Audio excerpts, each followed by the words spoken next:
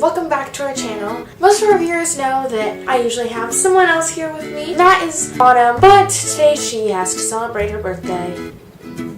No, it's fine. She's just celebrating with a couple of her friends, so therefore I'm filming the intro today. And anyway, today's video is going to be about how to throw a Tumblr birthday party. So basically, all during January we're doing birthday themed videos because it's Autumn's birthday this month. And so we decided to throw together some of our best tips, some treats, a bunch of other like decor things that we think will be cool. And yeah, let's get started.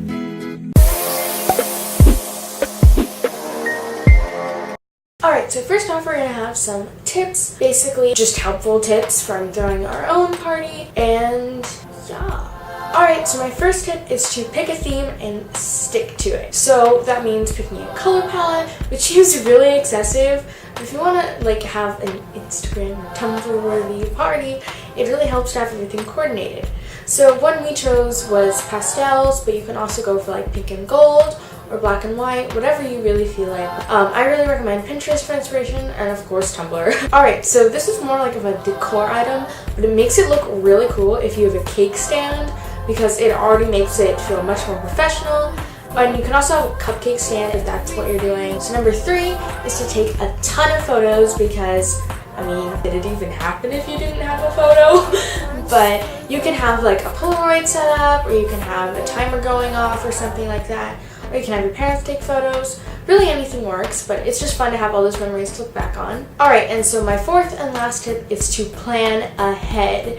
Because once you get to wherever you're hosting your party, even if it's just in your house, if you end up not having what you need, it can really, I don't know, turn out weird, because we were going to blow up these huge 13 balloons and we ran out of helium. So just little details like that you kind of want to plan ahead on. Also, highly recommend using a helium tank, because blowing up all of the balloons, if you're using balloons, which I highly recommend because it makes it so much more festive, but if you're using balloons, make sure to get a helium tank, because blowing up all of them with just like your cell, you're gonna pass out.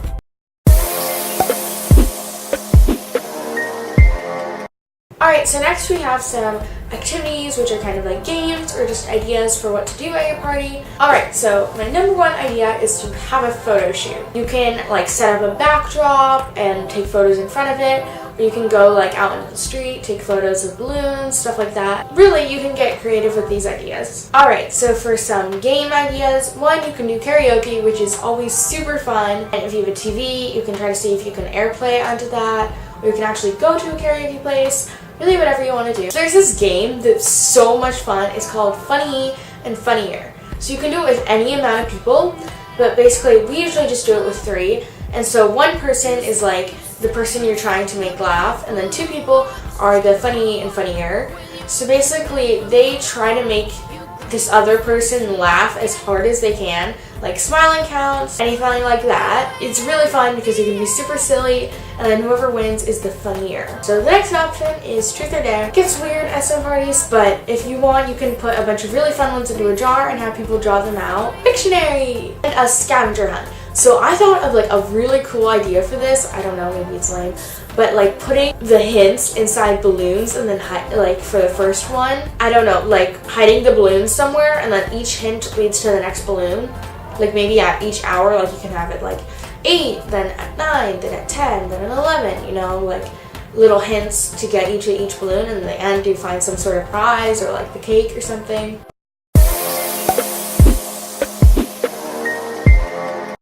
So the first DIY treat we're going to be making are DIY cake pops. So these are awesome, they're super delicious, and they're really easy to make. So basically all you have to do is make your cake mix. I just used a Pillsbury cake mix.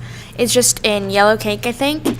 So just follow the directions on that package, and then I took a cake pop molding pan and just filled it with a bunch of the batter. And you want it to kind of sit just at the top, maybe a little bit over. My first batch that came out, it was exploding out of the top, so I wouldn't overdo it. An alternative to using the cake pop former pan, you can just use like one of those meatball clampers. Basically, they just cost $5 about. You can order them off Amazon, or maybe you already have them, but they tend to be a bit easier to use. But there is going to be a different recipe for that, and I'll link it down below. So all you have to do once you've put all of the batter into the cake pop pan is just put the top over and lock it and then heat it to the oven according to the directions on the package.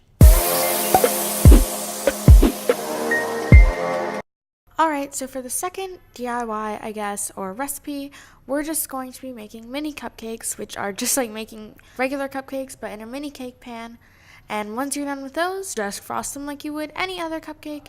You can often mix with the frosting some food coloring to make it really fun to match your party's theme.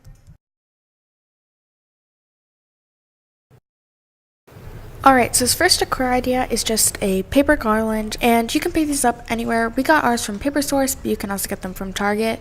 And all you have to do is thread the string through the little holes in the garland, hang it up, and you're done. The second decor idea is just a gumball machine. Then I just recommend displaying your food. Hi guys, we hope you enjoyed that video. If you did, make sure to give it a thumbs up and subscribe to our channel. And yeah, see you next week.